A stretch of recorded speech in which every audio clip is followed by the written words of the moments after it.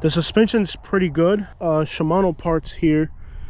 And the brakes are awfully loud, especially the rear brakes. Dude, you can see you have disc brakes in the front and in the back.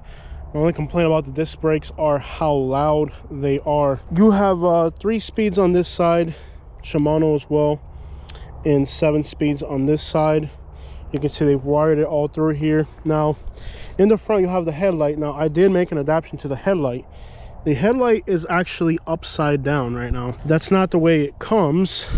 That's another little detail. If you notice, when I touched the bike, it almost tilted this way. For some reason, I feel like the pedal is too short. It looks really cool. It's a very heavy-duty rubber-looking pedal, but it's awfully short for this bicycle. And I feel like the bike could easily tip at any given time. And when you park it, you have to kind of turn the steering wheel at an angle. Now, I'm not sure if it's because of the way of the bicycle that it has to be that way, but it's definitely a problem for me all the time. The headlight was facing the other way, which means there was no real practical place to put a GoPro. And I feel like whoever designed this bicycle didn't think about practical applications. I mean, you're going to carry a fishing pole, you're going to carry a GoPro, you're going to carry a book bag. I mean, this is like regular stuff you carry, and none of the baskets or anything about this bicycle makes any sense for its practical application. Does it look cool and aggressive and off-roady, and is it incredibly fun to ride with no cargo? It absolutely is. But when you start talking about practical application, carrying stuff, there's a long way to go on the design of this bicycle. I need to carry a fishing pole. You can see I haven't really figured a practical way of doing that yet. This is what I came up with. This is an improvised thing for my GoPro. I just feel like there's just a long way to go. This definitely looks odd and overkill, but it's the only way I could really figure out to get my GoPro on here. This is for a huge handlebar. It's got 2 rubber adapters and then another one on the back. It's just a very awkward setup, and it touches this metal part, so it makes extra noises. And all that is after I flipped the GoPro, the headlight upside down. It does have a USB cord. That is awesome, because I literally could charge my GoPro off the front headlight. It's so practical. I mean, literally, I haven't had to do it yet, but I could imagine I could literally charge a GoPro or a phone right off the front. Now, the bicycle did come with a really great holder for a phone right here, but I took that off for other reasons. My personal application, it just doesn't make sense to have it right now. But the phone holder that it comes with is very sturdy. Seems very safe. Overall, I really like the bicycle. There's a lot of touches, like they put on these touch, you know, these things here, and they twist off, and you can change the batteries. But let's say if I'm crossing an intersection at night that I feel is unsafe, I can just do this or like that, flashing, and people can see me. So that's a great touch. The rubber handlebars are incredible. I feel like a lot of the rubber touches on this bicycle, from the handlebar to the material on the bottom of this, so far seems great.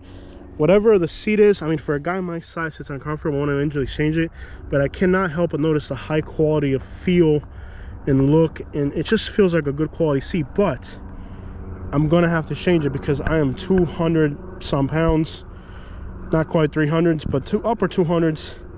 Not practical for a guy my size. It does have lights in the front, like I said, headlights, and on the back it's easy to turn them on. And I feel like this bike overall is possibly one of the most fun toys you can buy for $3,000. It really is a good purchase, I think. I usually don't review products until I've had them for a while.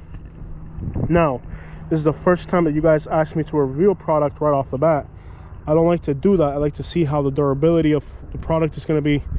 So I can't really mention anything about durability because I just got the thing, how long they last or anything like that, and I don't like doing that. This is just an initial you know, like initial review. But you have a very unintimidating bell. You can see the bike almost tipped over again just by touching the bell. So that's one thing I don't like about this bicycle so far.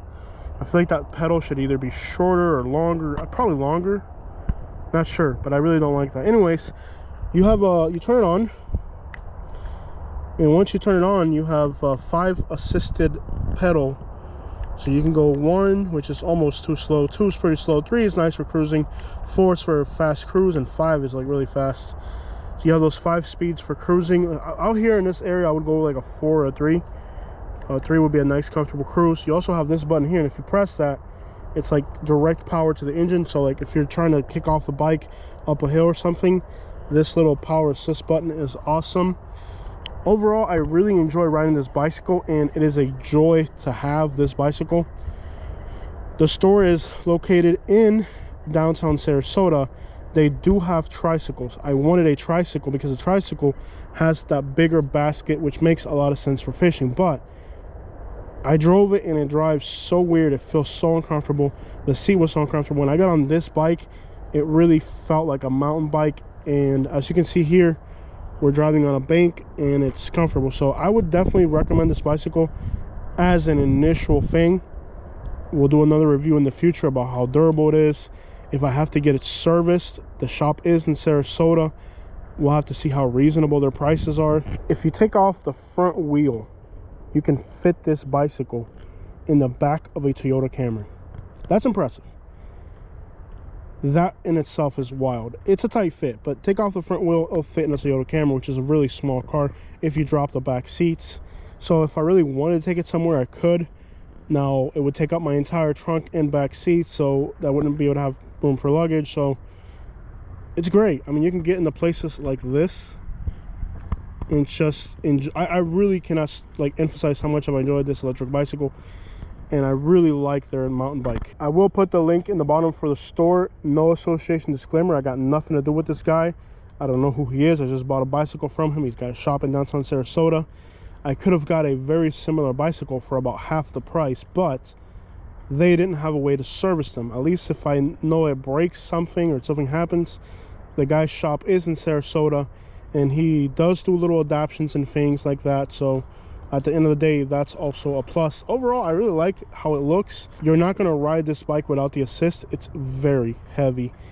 And I think the biggest complaint I have so far is that I haven't been able to adapt it to my fishing pole, my GoPro use, and I've also somewhat struggled with the rear brakes being kind of loud. Not sure what that's about. I'll call him and ask. You do have a pretty good suspension on the front. You can tighten it up or loosen it up. I haven't messed with it because I just don't feel the need. Overall, if you ever want a bicycle that's electric, that's mountainous, very fun. Now, this is almost as fun as an ATV, but the ATV costs $6,500, and it's not going to fit in the back of a Toyota Camry. So if you've wanted an ATV or an off-road vehicle, but you live in an apartment, this is a great option. You can get outdoors and still keep it in your apartment, and it looks aggressive. It's a lot of fun. It definitely feels like a very sturdy bicycle. It's definitely overkill, but again, $3,000 is quite the sum of money to pay for a bicycle, for a toy. Of course, so far I haven't figured out how. There's still a sticker here. Let's take that off. I haven't even taken the sticker off it yet. All right, let's go for a ride. And overall, I would recommend it so far, but in the future I'll give you guys a review of what this thing actually behaves like long term. So far it's fun. Is it as fun as an ATV? No, but if you live in an apartment, you're not going to have a Honda 250 inside of your Sarasota apartment. And there is a lot of curiosity over this thing. I had a guy, I could tell he was kind of jealous, asking me how much I paid for it and where you got it and this and that. You can see on 3 I'm pedaling. I'm not pedaling hard though. You don't, with this pedal assist thing, you really don't have to pedal too hard. It's a good workout, and it's a light workout.